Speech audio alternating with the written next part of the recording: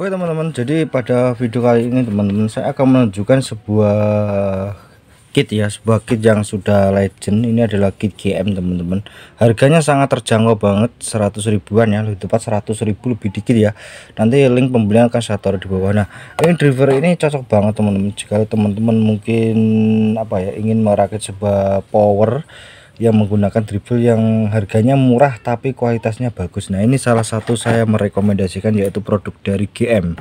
Ini sudah banyak sekali dipakai oleh orang-orang yang rakit power yang khususnya 150 watt dengan budget yang terjangkau, tapi kualitasnya sudah nggak perlu diragukan lagi ya.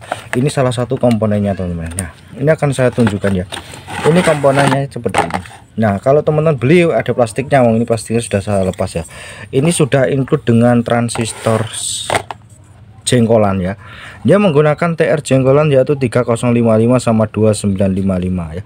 Ini kualitas jengkolan standar ya, tapi awet, saya jamin awet kalau teman-teman ngasih tegangan yaitu ya 25 volt. Saya sarankan teman-teman 25 volt.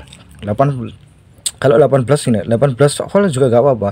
Ini kita cari yang maksimal tapi tidak istilahnya tidak membahayakan untuk transistornya itu mati ya. Jadi biasanya memang TR itu jenggolan yang seperti ini itu kadang awet kadang juga enggak ya, tapi ini rata-rata cukup awet jikalau kalau teman-teman ngasih tegangan di 18 sampai 25 volt 25 volt itu awet teman-teman. Trafo 5 ampere kecil aja, tapi jangan kecil-kecil banget. Saya sarankan trafo 5 ampere merek dari BLT yang kecil, BELT yang kecil ya, yang kecil pokoknya, jangan yang besar ya, yang kecil 25 volt itu awet tuh, mantep, bertenaga.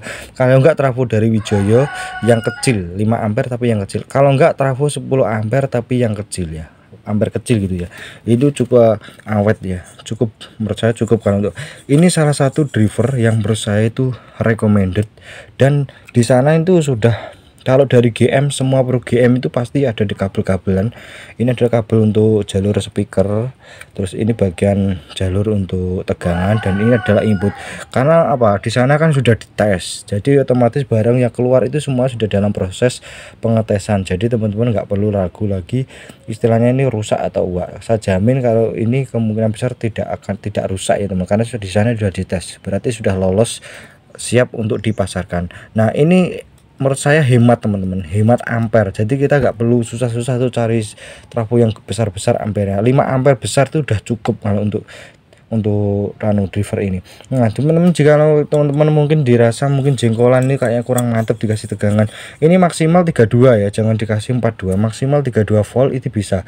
Komponen ini itu masih aman banget ya. Untuk komponennya sendiri itu dia masih resistor masih sama seperti dulu ya, menggunakan resistor yang setengah watt semua. Dan untuk TIP pada drivernya itu dia TIP 41 dan 42, 41 sama 31 itu sama aja sebenarnya. Ini yang ini versi 41 42 ya teman.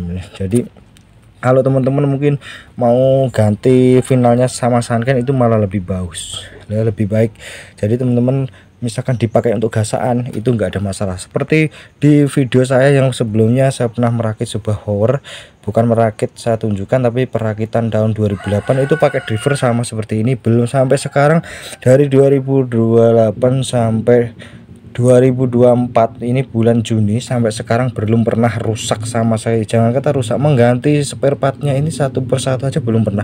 Jadi masih original dari pabrik ya. Ini salah satu driver yang menurut saya best of the best, driver yang paling recommended ya teman-teman ya. Jadi nah, driver ini cocok banget kalau teman-teman pakai tune control apa aja sebenarnya cocok. Tapi kalau teman-teman masih menginginkan tune control yang komplit, nah ini saya punya tune control yang menurut saya komplit ya, udah lengkap dengan yang namanya filter subwoofernya.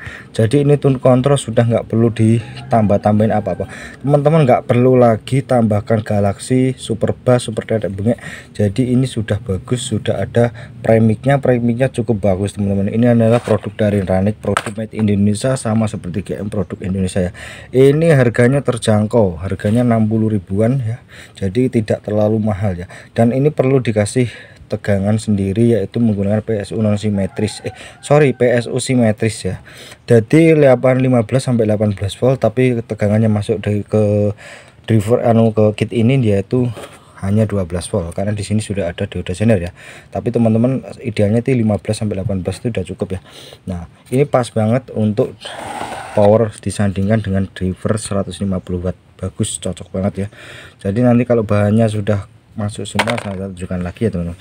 Mungkin itu aja saya sekilas mengenai review singkat mengenai driver yang harganya terjangkau tapi kualitas seperti itu, yaitu adalah GM. Sampai ketemu lagi di video terbaru saya selanjutnya.